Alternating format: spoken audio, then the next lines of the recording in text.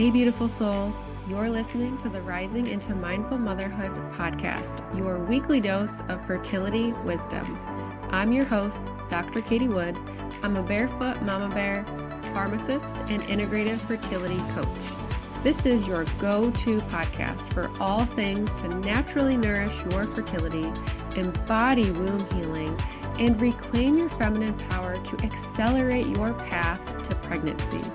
My expert guests and I will be having intentional conversations to discuss the many facets of a thriving, fertile foundation, natural wellness, and how we grow and transform as women on our journey to motherhood. So let's dive in, shall we?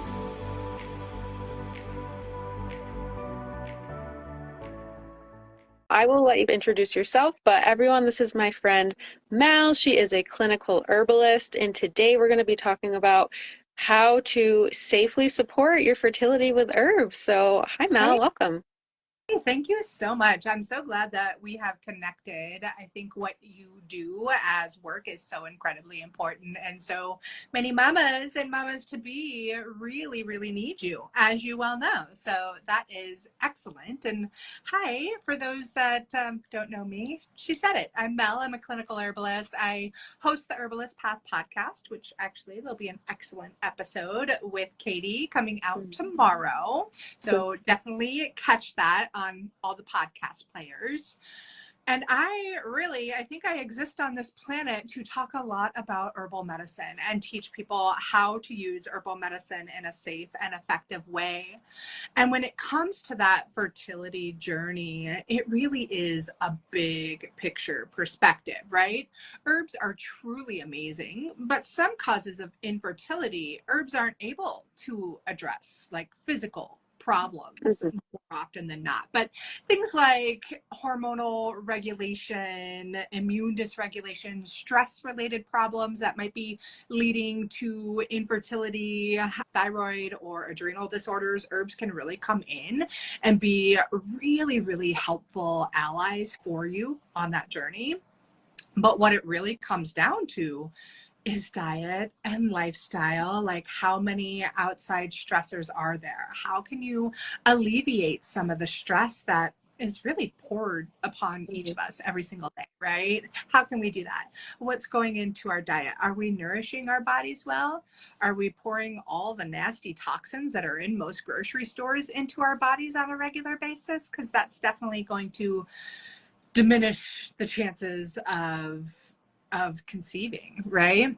But when it does come to herbs, there are a few different categories we can really look to. And so when I like to help people with herbal remedies, we really look at herbal actions, the way an herb works on a body, right? So in this particular case, we're going to look for nutritive herbs. So nutritive herbs, you could turn to dong quai, which is also a great hormonal regulator. We could turn to red raspberry leaf, which will strengthen and tone the uterus and prepare you for a healthy pregnancy, as it also nourishes your body. We can turn to nettles, simple, abundant nettles to nourish the body. Because if we have that well-nourished body, we're going to be able to create a beautiful human being much easier, right?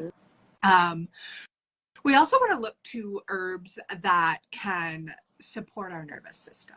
So these in general are called nervine herbs, and some of my favorites could be something along the lines of milky oat tops. So this is the same herb that comes from oatmeal, right? Or oatmeal comes from this herb. It is a cover crop that grows in abundance, but there's about a 7-day window where they are harvested at the peak of their medicinal and nutritional potency. And they're what's called a tropo-restorative, specific for the nervous system. So they're going to be really, really great for somebody who is chronically stressed, who just really needs all the support and nourishment on the nervous system, right? We can really support it in so many ways.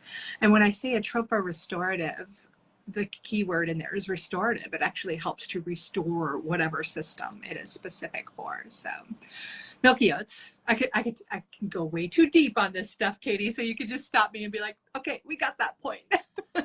Yeah, I'm actually really excited because I am aware of all of the herbs that you just mentioned, which I'm no expert by any means, but I have dabbled for my own self, and I'm like, yep, I know what that one is. Yep, I know what that one is. I definitely used the red raspberry leaf towards the end of my pregnancy. And I love that it's something that you can still use for your fertility, and it has multiple uses that you can intentionally use it for. And I think one thing that maybe people don't realize is that herbs do offer vitamins and minerals. Like, how Right. amazing is that? Yeah, like nettles, for instance, one of the most nourishing plants out there, loaded with protein and fiber and vitamins A and the B complex vitamins and C and K and like all the vitamins. Mm-hmm. It's got silica and chromium and the long list of vitamins and minerals and nutrients to nourish your body, which, what a gift, right? These are something that so many people are afraid of because of the sting, right? But powerful Mm-hmm. food, powerful medicine, nourishing your body. And you're right, you do get a lot of nourishment from herbs.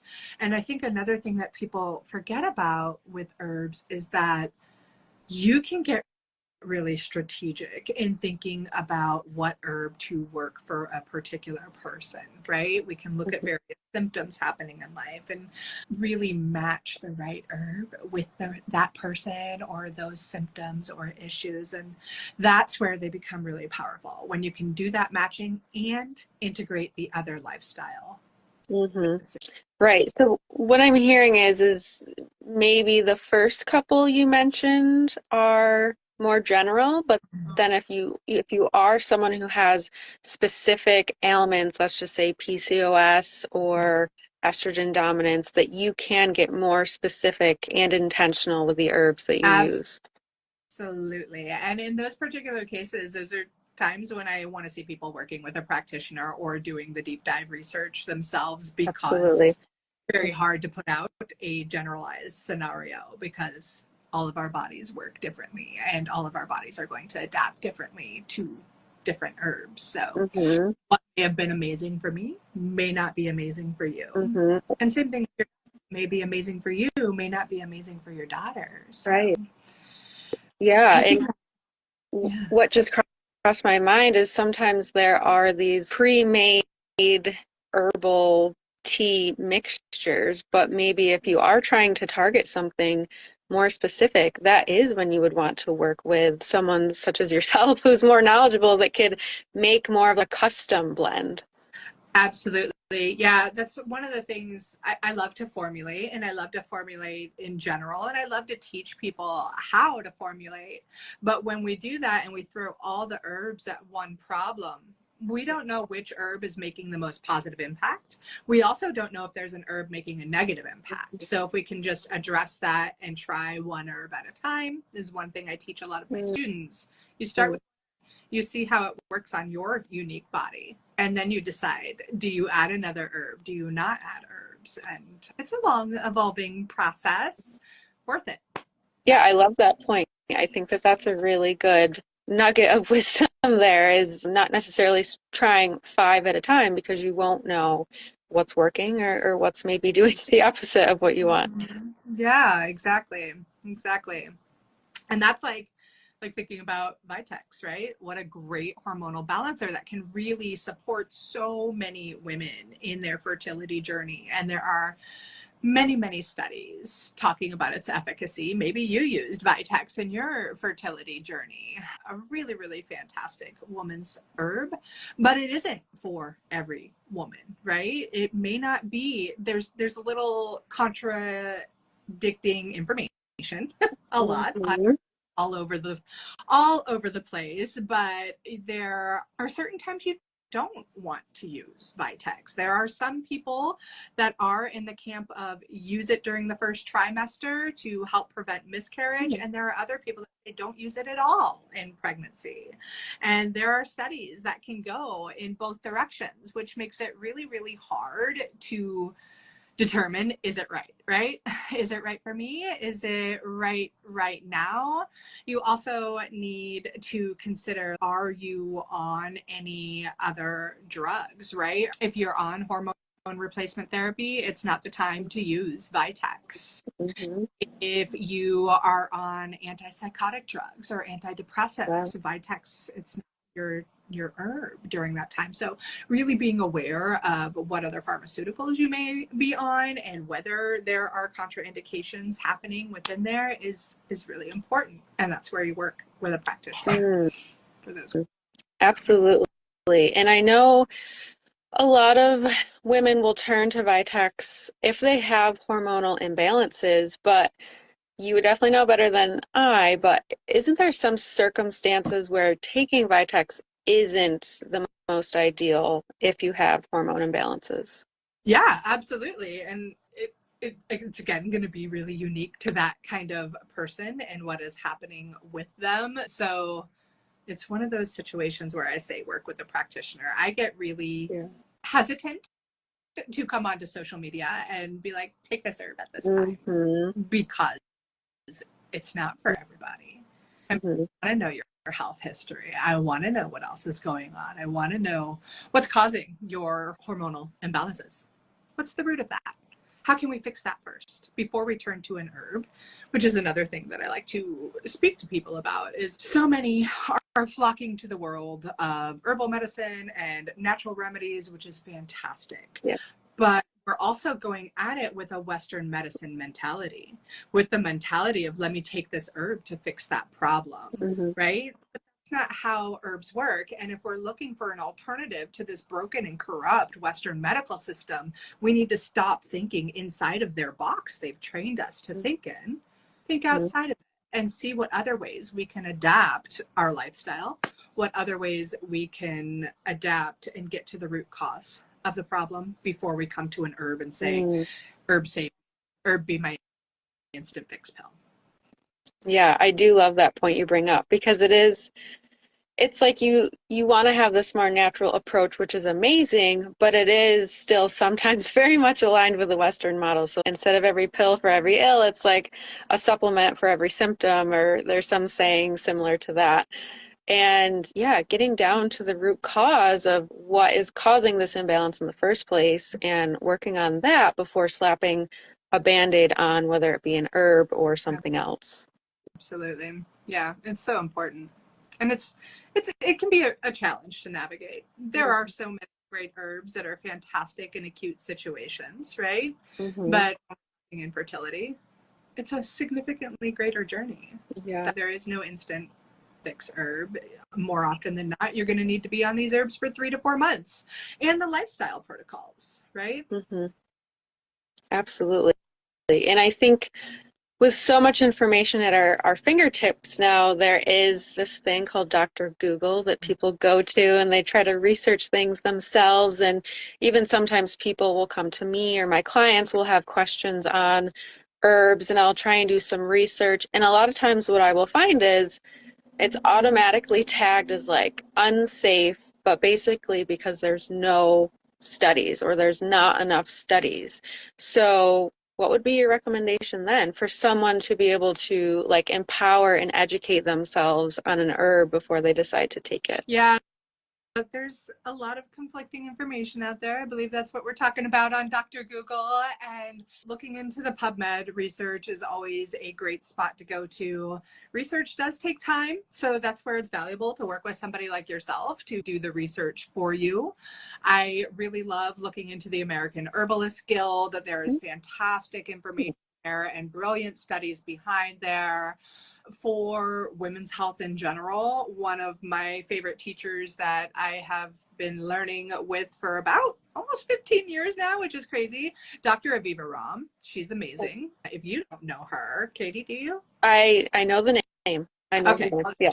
She's magnificent. She was the president of the American Herbalist Guild. She was a midwife for 30 years, and now she's a Yale-trained MD because she got sick of people not listening to her because she was just an herbalist. And so now she's, let me teach you guys how the freaking women's body works and get outside of that box that we're so often put into. So she's a fantastic resource. Check out what she has to say. She's absolutely brilliant. Yeah. And then find people that you trust and find people that are willing to put the science behind the The research, though, the fact is there isn't tons of research out there. There is research, just not tons of it. And I think it may be obvious as to why the people that are paying for the research are profiting heavily through the pharmaceutical industry and whatever industry. And if we start getting more and more research to empower more people to use plants as medicine, well, that's certainly going to take away their profit margins. So have studies. No. We do. We also need to look at anecdotal evidence, like history. History. Like how has it been used for thousands of years? Because every one of our ancestors have used plant medicine. Primary exactly till 200 or so years ago. So so working with a clinician such as you who, right, it sounds like you've mentored under Aviva Ram, and you have that knowledge of the history of the herbs that have been used for thousands of years. And you can't always find that information or trust what you're finding online because it is very conflicting at times.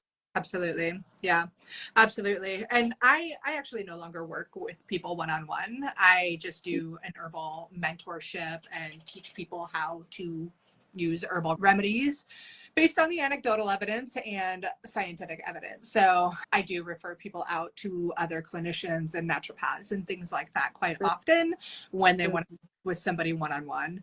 My MO now is to just empower people to have that insight and to educate them to really feel confident and safe in choosing the right remedies at the right time. So awesome. Yeah, tell me more about that program. Yeah, that one is Apothecary Mama, which I believe you're going to come teach in pretty darn soon.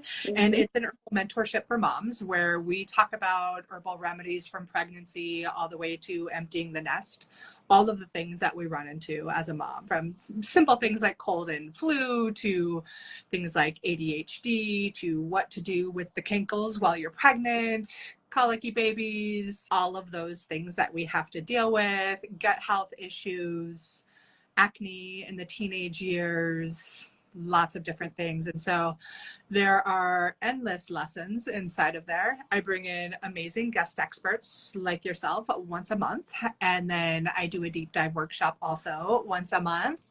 And then we do bi-weekly Q&As. And that's where we can get a little bit more specific for each individual, like what's happening in your life or your family and how you might look at choosing the right herbs or supplements or lifestyle changes to help fix whatever it is that you need to talk about. Love that. Mel, thank you so much for just sharing these really helpful tips. So thank you for your time. Is there anything else that you want to share?